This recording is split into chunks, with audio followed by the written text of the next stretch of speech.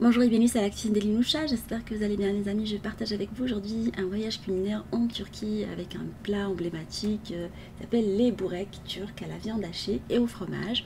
Ça peut faire l'objet d'une entrée chaude avec une soupe par exemple pendant le mois de Ramadan ou un plat principal. Découvrons le plat ensemble. Alors première étape étant la préparation de la farce dans une sauteuse. J'ai mis de l'huile d'olive, un filet, j'ai rajouté de l'ail et de l'oignon hachés finement dans le hachoir. Et je vais venir les faire colorer jusqu'à ce qu'ils soient translucides pendant 5 à 6 minutes. Après, on va rajouter de la viande hachée de bœuf qu'on va venir écraser à l'aide d'une spatule pour éviter d'avoir des paquets dans la farce, en la mélangeant régulièrement sur un feu moyen. Voilà, on va épicer par la suite.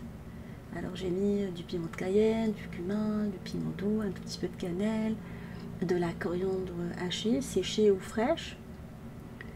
Voilà, la farce est maintenant prête, on va la laisser de côté et on va passer à la réalisation d'une mixture qui va nous permettre par la suite de badigeonner les feuilles de briques, ou les feuilles de filo je veux dire. Alors dans un bol, je vais mettre un œuf et je vais rajouter par-dessus de l'huile de table ainsi que du lait froid.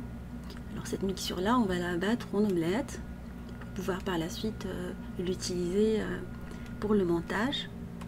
Alors pour le montage, on va utiliser un moule rectangulaire. On va commencer par le badigeonner avec de l'huile d'olive, vous pouvez mettre du beurre si vous souhaitez, de l'huile de table, une matière grasse pour qu'il ne colle pas. Et on va superposer les feuilles de filo en les badigeonnant avec le mélange qu'on vient de préparer. Alors mettez à chaque fois l'équivalent de 2 grandes cuillères à soupe et badigeonnez à l'aide d'une spatule. Alors j'ai mis une dizaine de feuilles. À chaque fois, je badigeonne et je superpose. L'opération elle est assez simple. Et après, on va transvaser la farce qu'on a réalisée, froide de préférence. Alors j'ai rajouté à la fin de la cuisson du persil frais haché dans la farce. Alors je pensais que j'en avais plus et j'en ai trouvé un tout petit peu rangé. Voilà, et on va mettre par-dessus du fromage. Alors je vais mettre du feta que je vais venir émietter par-dessus. Et je vais mettre également du fromage emmental ou du cheddar, ou le fromage de votre choix, du mozzarella, vous pouvez mettre ce que vous aimez. Alors j'ai réparti le fromage un tout petit peu partout, par-dessus le plat. Et là on va recommencer la même opération que tout à l'heure. On va venir superposer les feuilles et les badigeonner avec le mélange qu'on a réalisé tout à l'heure. À chaque fois, jusqu'à ce qu'on finalise les 10 feuilles qu'on a dit.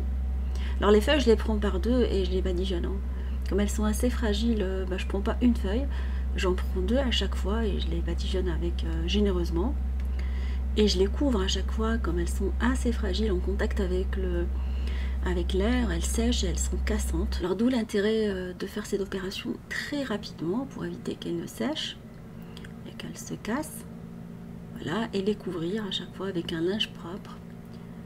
Voilà, j'ai finalisé toute la quantité des feuilles et on va par la suite découper pour avoir des parts déjà faites. Alors, vous pouvez pré-découper ou découper à la fin, mais moi je préfère découper avant, comme ça c'est déjà fait.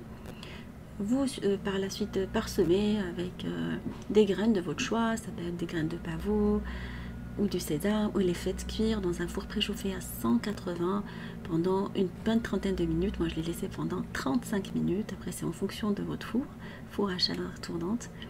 Voilà, ça nous fait des belles parts, elles sont vraiment délicieuses avec une salade, avec une soupe.